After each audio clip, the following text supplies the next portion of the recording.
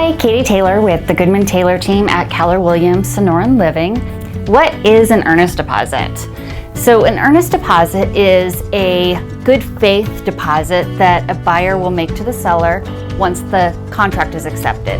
So typically it's 1%, but it's completely negotiable between the buyer and the seller. And that amount of money will go sit at a neutral third party at the title company who will hold on to it in case there's a breach of contract.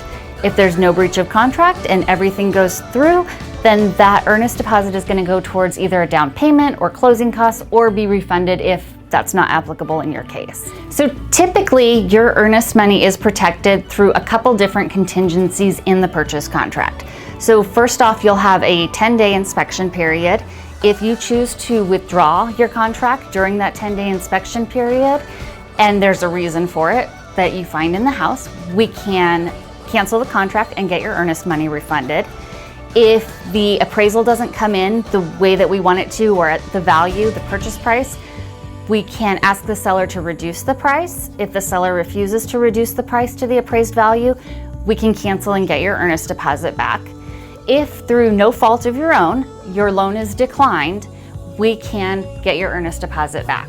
I hope that information was helpful. If you have any other questions, please don't hesitate to contact us, and thank you so much.